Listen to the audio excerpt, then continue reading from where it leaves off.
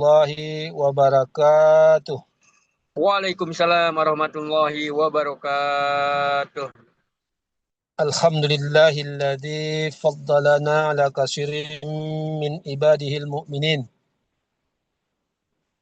Alhamdulillahi rabbil alamin wal aqibatu lil muttaqin wala udwana illa 'alal zalimin. Wassalatu wassalamu ala sayyidina Muhammadin wa ala alihi wa ashabihi ajmain. Amma ba'd. Allahumma صل على النبي الحاشمي محمد وعلى آله وسلم تسليما. بسم الله الرحمن الرحيم. ألا إن أولياء الله لا خوف عليهم ولا هم يحزنون الذين آمنوا وكانوا يتقون لهم البشرى في الحياة الدنيا وفي الآخرة لا تبديل لكلمات الله ذلك هو الفوز العظيم. إلهي أنت مقصودي ورضاك مطلبي أعطيني محبتك ومعرفتك وأعطيني معك أبدا. Segala puji bagi Allah Tuhan semesta alam.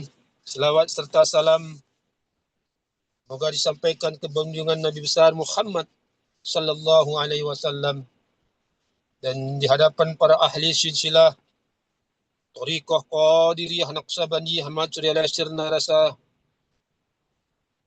wabil khusus guru agung kita Aulia fi hadza zaman Hadratus Syekh Muhammad Abdul Ghaus Saifullah Maslul radhiyallahu anhu qadasallahu syirah serta pengersa umi dan ahli juriyatnya. Al-Fatihah. A'udzubillahi minasyaitonir rajim. Bismillahirrahmanirrahim. Alhamdulillahi rabbil alamin arrahmanir rahim maliki yaumiddin. Iyyaka na'budu wa iyyaka nasta'in ihdinas siratal mustaqim. Siratal ladzina an'amta 'alaihim ghairil maghdubi 'alaihim waladdallin. Amin. Hari ini Ramadan kedua bulan Syawal dalam kitab Faidurus Suhur bulan Hijrah dalam bingkaian Tasyawuf karangan Hadratus Syekh Muhammad Abdul Ghaus Saifullah Maslul radhiyallahu anhu qadasallahu syirah.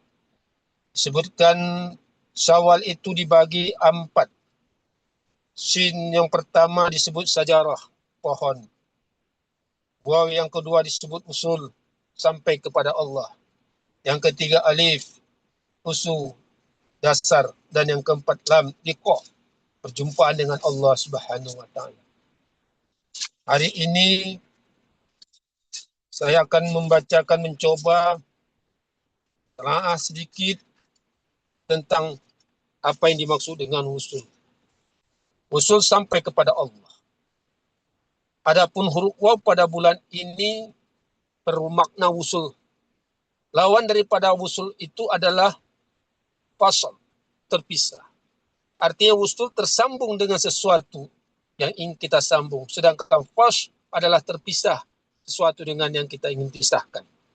Maka orang yang terpisah hatinya dengan Allah, mereka itu adalah orang-orang yang sangat rugi.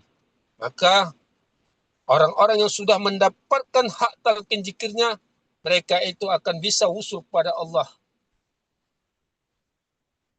Yang dimaksud dengan wusul di sini ialah wusul kepada Allah.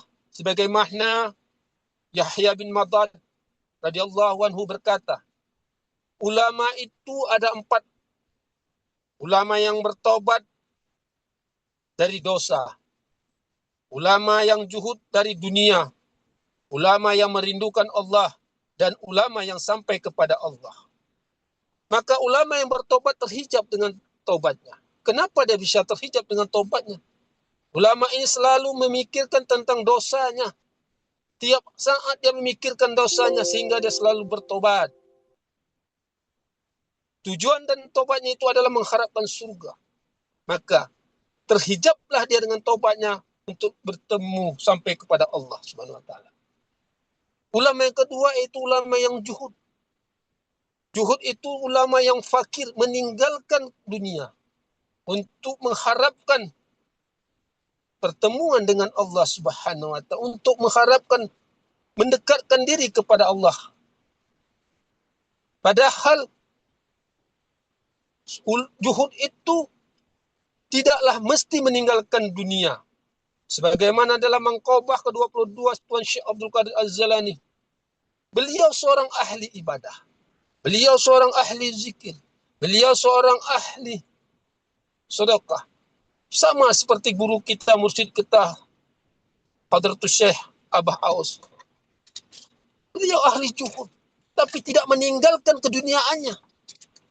Sehingga Tuan Syekh sendiri apabila dia memakai pakaian mewah sekali, bahkan terompahnya paku terbuat dari perak, sepatunya, sandalnya tadi terbuat daripada intan berlian, bajunya harganya 70.000 dinar. Berapa mewahnya yang dipakai oleh Tuan Syekh. Tapi apabila diminta pada saat itu juga beliau akan melepaskannya. Artinya apa? Dunia itu bukan merupakan tujuan daripada hidup. Dunia itulah yang merupakan kebutuhan kita untuk jasad kita, agar jasad kita ini termulia dipandang oleh makhluk-makhluk lainnya. Bukan kita itu harus memparkirkan masjid. Padahal Rasulullah Sallallahu Alaihi Wasallam, beliau itu sangat kaya. Sahabat-sahabat Rasulullah seperti Abu Bakar, Sayyidina Umar, Sayyidina Utsman, Abdurrahman bin Auf, mereka itu orang-orang kaya, saudagar-saudagar kaya. Kenapa mereka itu tidak memandang dunia itu sebagai tujuannya? Mereka itu zuhud. Hidupnya dalam keadaan juhud, dalam keadaan fakir, tapi kekayaannya luar biasa. Rasulullah sangat kaya. Maka akhiran kita mendengar ada ustadz yang mengatakan Rasulullah itu miskin, tidurnya di atas tikar, di atas lantai. Alangkah hinanya mereka itu menghinakan Rasulullah Sallallahu Alaihi Wasallam. Bukan itu maknanya. Rasulullah itu tidak mau menunjukkan kekayaannya, tapi Rasulullah hidup dalam keadaan juhud. Agar apa? Untuk mendekatkan diri kepada Allah Subhanahu Wa Taala. Maka dari itu, usul ialah tersingkapnya hati. Ulama yang ketiga yaitu ulama yang rindu terhadap Allah, tetapi mereka tidak mendapatkan seorang mursyid. Rindu dengan jalan, rindu dia dengan ibadahnya, rindu dia dengan segalanya, dengan zikirnya untuk bertemu dengan Allah. Tapi mereka tidak akan bisa bertemu usul pada Allah karena mereka tidak bertemu dengan warisatul anbiya, penerus daripada Rasulullah Sallallahu Alaihi Wasallam. Mereka tidak bertemu dengan mursyid. Tidak semua ulama itu warisatul anbiya. Sebagaimana Tuan Syekh Abdul Qadir Az-Zalani mengatakan, tidak semua wali itu mursyid. Tetapi mursyid itu pasti wali. Tidak semua ulama itu warisatul anbiya. Tapi seorang warisatul anbiya adalah pasti ulama.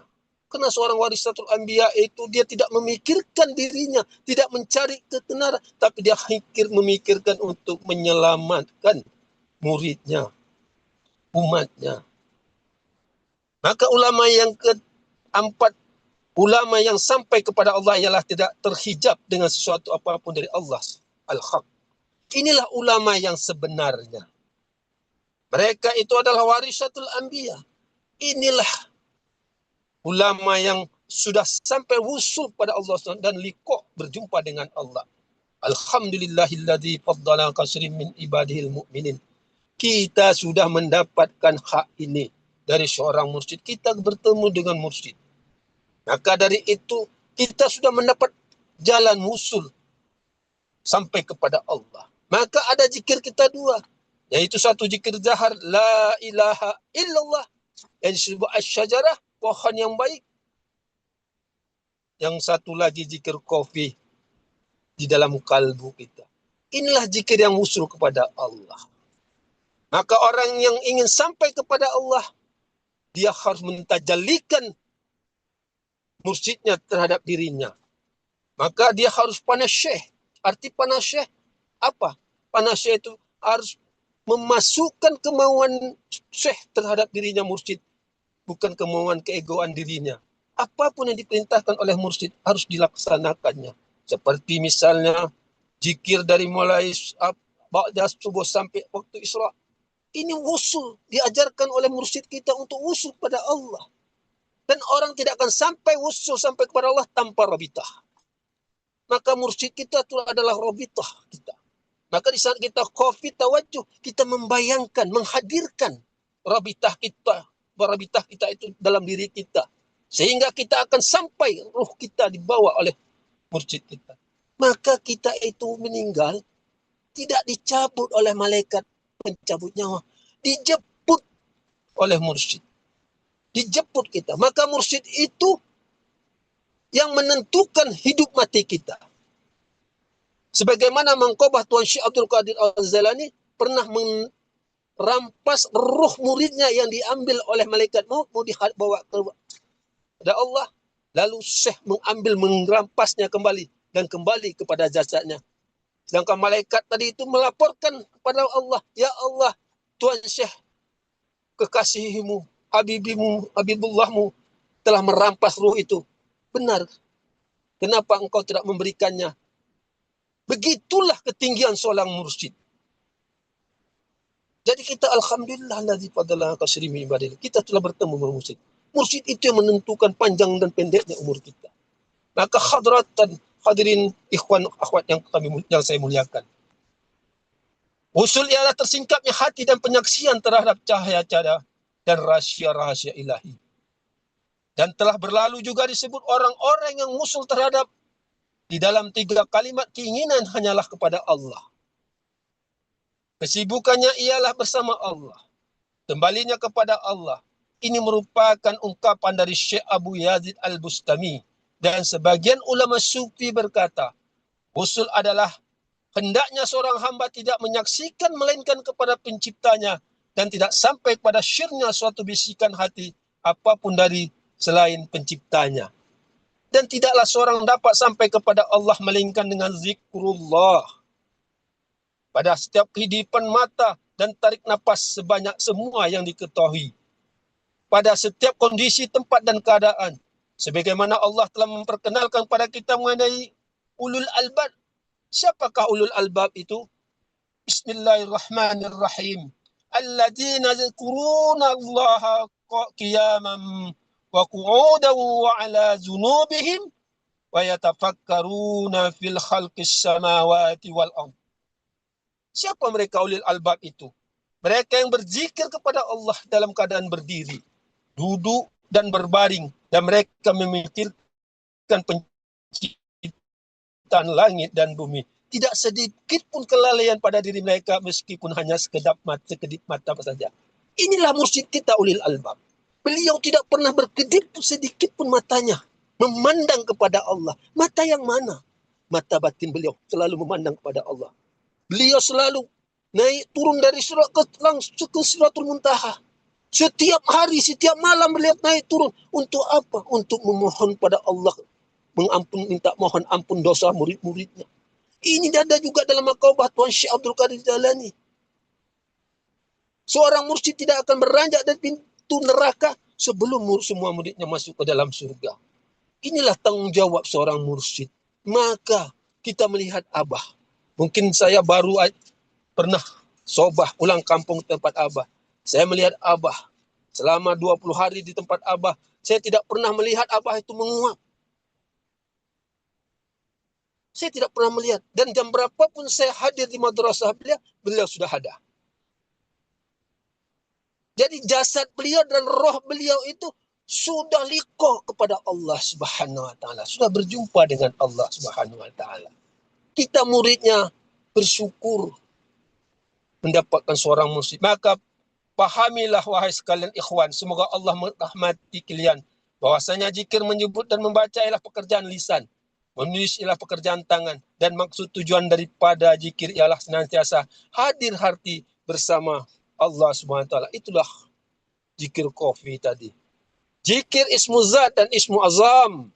Janganlah kamu memakan suatu makanan dan janganlah kamu minum suatu minuman. Dan janganlah kamu tidur melainkan dengan hati yang hadir dan mata yang melihat.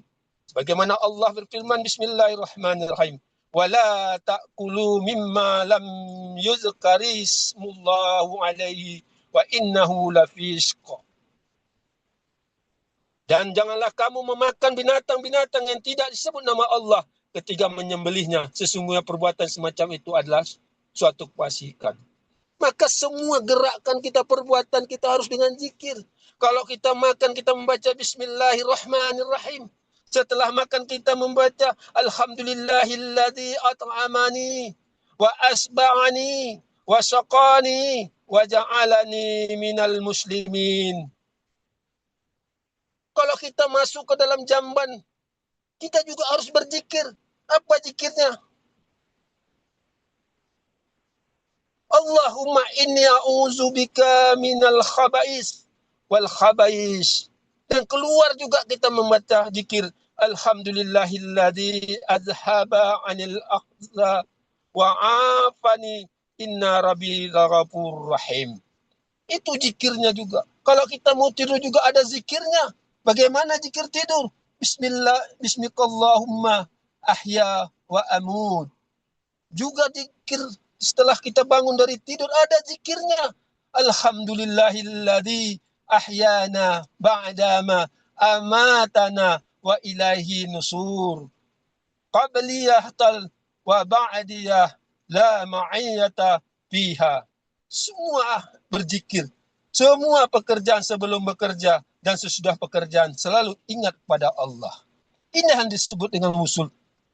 Sedangkan yang dimaksud dengan wusul ialah sampai kepada Allah dan bersama Allah. Inilah yang dimaksud dengan firman-Nya Bismillahirrahmanirrahim. Innallaha ma'ana. Sesungguhnya Allah bersama kita. Dan Allah juga berfirman, Innallaha ma'alladzi taqaw walladzina hum muhsinun. Sesungguhnya Allah bersama orang-orang yang bertakwa dan orang-orang yang berbuat baik.